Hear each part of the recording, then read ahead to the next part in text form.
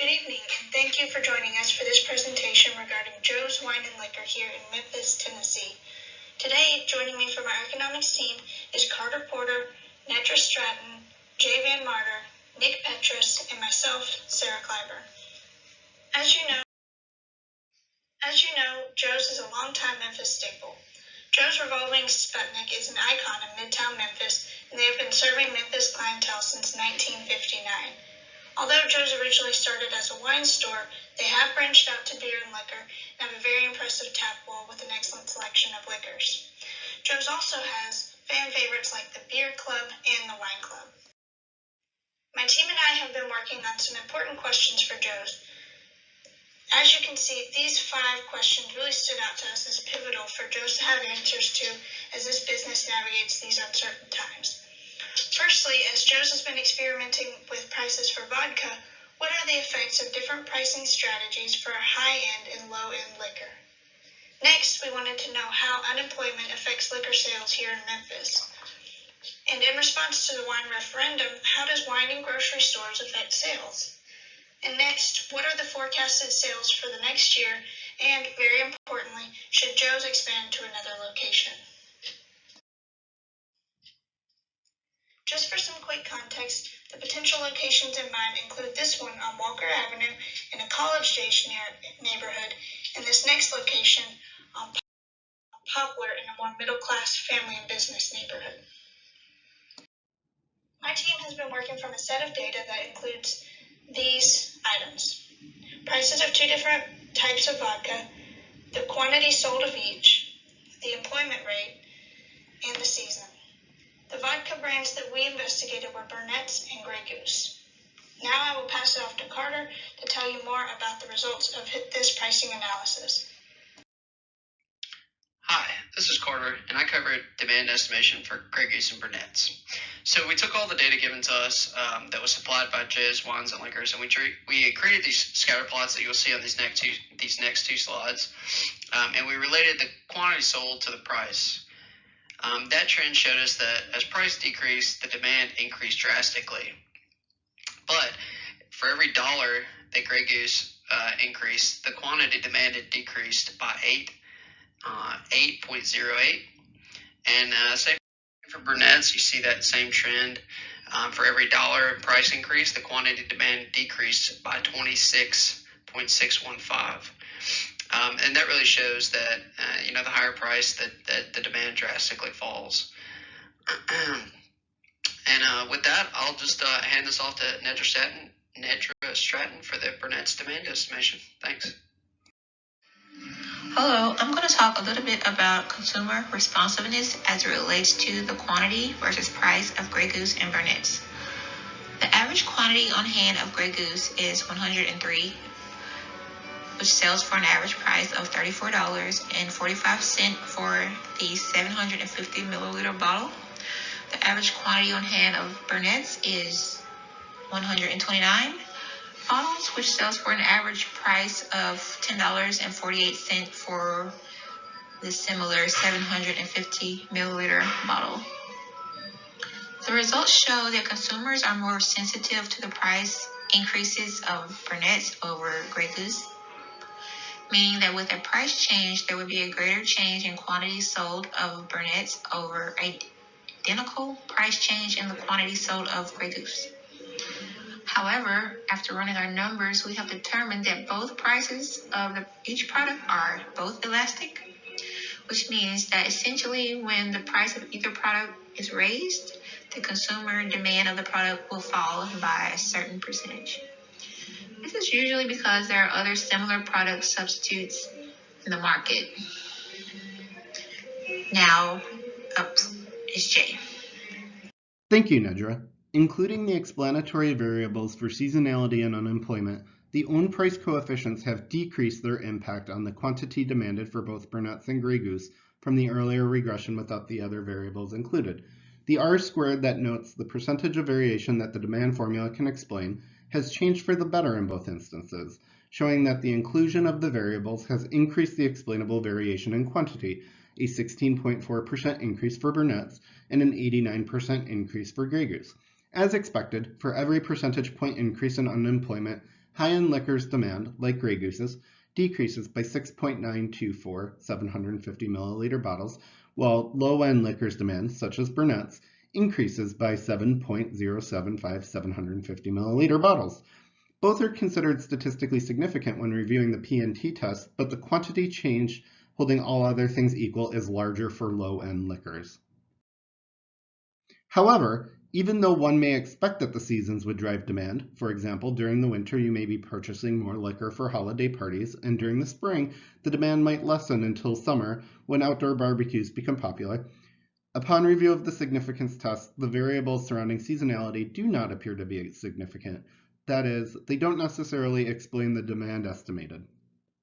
Burnett's and Grey Goose are substitutes, where any change in price to one will decrease the demand of itself and increase the demand for the other. However, Grey Goose and other higher-end liquors are more sensitive to changes in Burnett's and other lower-end liquors' prices.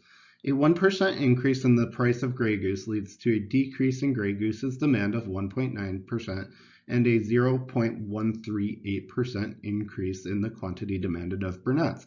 While on the other side, a 1% increase in the price of Burnett's leads to a decrease of 1.862% in Burnett's demand and a 0.370% increase in the demand of Grey Goose, holding all other variables equal.